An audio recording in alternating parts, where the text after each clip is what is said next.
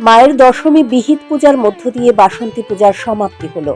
বৃহস্পতিবার দেবীকে রাষ্ট্রীয় মর্যাদায় শ্রদ্ধা জানিয়ে শুরু হয় দশমী যাত্রা।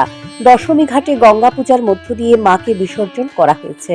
বাসন্তী মায়ের দশমী পূজাকে ঘিরে দুর্গাবাড়িতে ভক্তদের ভিড় ছিল প্রত্যক্ষ করার মতো। মাকে প্রণাম জানাতে উপস্থিত ছিলেন বহু দর্শনার্থী। মায়ের দশমী শেষে দুর্গাবাড়ির ঘট চলে যায় রাজবাড়িতে, বলেছেন দুর্গাবাড়ির পুরোহিত। দশমী কীর্ত সম্পন্ন হয়েছে, যখন বিসর্জন হলো মা বিকেলবেলা রাষ্ট্রীয় সালামি দিয়ে পরে মাকে বার করা হবে দশমী ঘাটের উদ্দেশ্যে। মা দশমী ঘাটে যাবেন, ওখানে গিয়ে গঙ্গা পুজোর পর মাকে রাষ্ট্রীয় সালামি দেওয়া হবে, তারপর মা বিসর্জন হবে। ওখান থেকে আমরা চলে যাবো রাজবাড়িতে, রাজন্তপুরে গিয়ে সিংহাসন কোটায় মার শান্তি আশীর্বাদ কীর্ত সম্পন্ন। কয়টার সময় টাইমটা? আমরা 6:30 রেখেছি, 6:30। এদিকে দুর্গাবাড়িতে মায়ের আশীর্বাদ নিতে ছুটে আসেন প্রদেশ বিজেপি সভাপতি সস্ত্রীক রাজীব ভট্টাচার্য। তিনি বলেন, মায়ের কাছে পরিবারের সকলের কল্যাণ মঙ্গল চেয়ে প্রার্থনা করেছেন। রাজ্যের সকল অংশের মানুষ যাতে সুস্থ থাকে, সবাই যাতে শান্তিতে থাকতে পারে, এই কামনা করেছেন তিনি।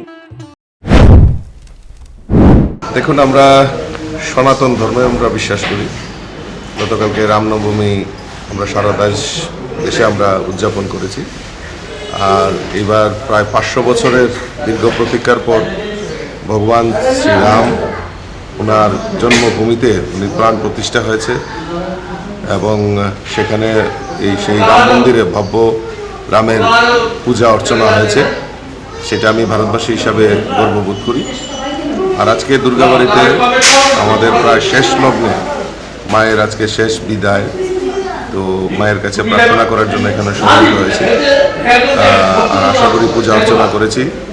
মায়ের কাছে এটাই প্রার্থনা করেছি যে আমরা এই ত্রিপুরা রাজ্যের মানুষ সবাই যেন আমরা সবাই মিলিতভাবে জাতি জনজাতি সবাই মিলে আমরা যাতে সুস্থ থাকি এবং আমাদের যে সংকল্প এক ত্রিপুরা শ্রেষ্ঠ ত্রিপুরা সেটা গড়ার লক্ষ্যে সবাই সক্রিয় ভূমিকা পালন করে আমরা আমাদের এই রাজ্যকে আরও এগিয়ে নিয়ে যাব, সেই সংকল্প সেই মায়ের কাছে সেই প্রার্থনা করব।